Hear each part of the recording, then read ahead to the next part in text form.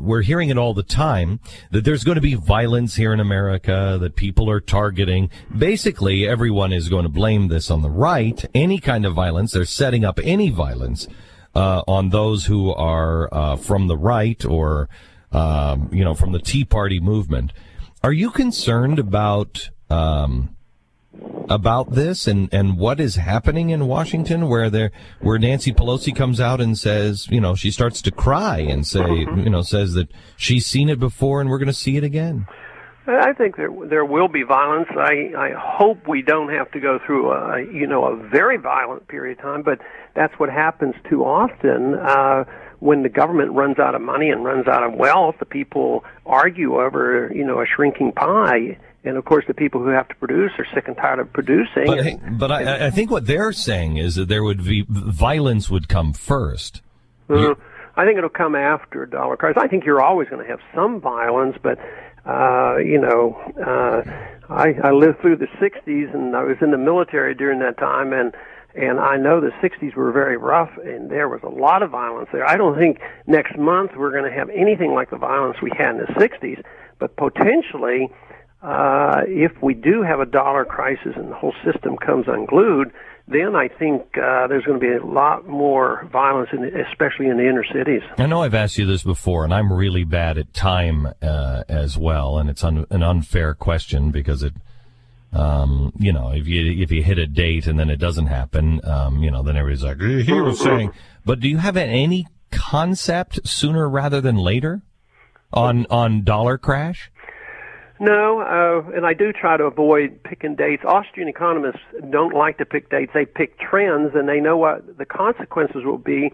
But so often what is the date is an emotional or some event, like you mentioned, the event of bombing Iran. I don't know when they'll do it. I suspect they will. But if I knew next week they were going to do it, I would say that would be the big event. But I've talked to several people, that I would say would be in the know, and they said the outside date would be March, sometime before now in March. March, it's a done deal. Everything's hardened and everything's done, and the Earth is risen by then. So it's sometime between now and March that people think that. I wouldn't be that precise, but I would say there's no foundation, and that within the next several years, something will happen, which means it could happen in a month or it could happen in 3 or 4 years. But it's going to happen. You just can't do what we're doing. If that were the case, Americans would never have to work again. All we would do, like we have been doing, we've been working less. Our good jobs going overseas. We print money. We're able to buy from overseas.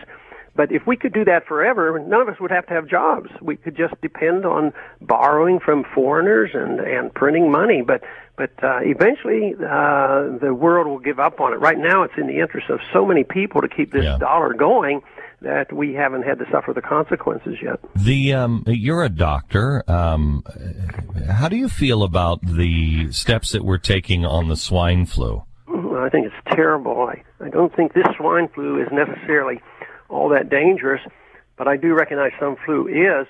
But the last thing I want is central economic planning dealing with personal medical matters. So this idea that everybody might have to take a flu shot, I think, is atrocious. It violates the principles of liberty, and it's not good medicine. I find it interesting that the same people that tell us that we will never stand between you and your doctor are now telling us that if your doctor says, no, you don't take the swine flu, you have to take it anyway.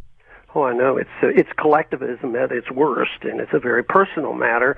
That's why I start with the basic principle that medical care is not a right and the federal government shouldn't be involved, and we should be working that direction rather than saying that everybody deserves medical care and the government is going to be the director and the distributor of medical care. So those are the two opposites, and I think we continuously go in the wrong directions, and we've been doing that ever since the 1960s. Have you been following the bacteria itself the virus itself to be able to see that it is, I'm told that it is devolving, that it is actually not becoming more virulent, it's becoming less virulent, yet that's not the impression you get from anybody. No, they scare tactic. It's to try to frighten everybody into doing things, whether it's foreign policy or domestic policy, economic policy. They want to scare everybody into accepting the role of government as being the caretaker and to take care of us. In 1976, we had a similar thing happen. Two of us, another doctor and myself, voted against the bill to inoculate everybody. Mm-hmm. It turned out that they gave shots to millions of people, and a lot more people died from the shot than from the flu, because the flu turned out to be a fizzle and wasn't much of a thing. But for political reasons, I think it was Ford at the time, one of the grandstand, they say, "Oh, we got to take care of the people. Everybody should be inoculated," and we appropriated all this money. It wasn't good medicine. It was lousy politics. Okay. Ron Paul, the name of the book is End the Fed. And it's out and available everywhere. You had you had a big day last Friday on this. What is the next event that people should be watching for on the Fed?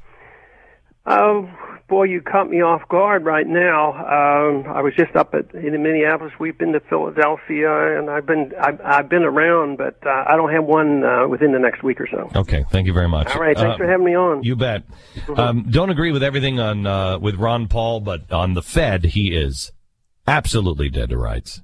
Dead to rights. And in many ways, he's one of the only people that actually sounds like the founding. We go to Ron Paul now. Ron Paul is the author of End the Fed, which I have to tell you, Ron, a couple of years ago, let's say 5 years ago, the people that were talking about the Federal Reserve were the geeks, quite honestly. They were right, but they were geeks. And now I think most Americans, while they still don't understand the Fed, they at least know something's not right here.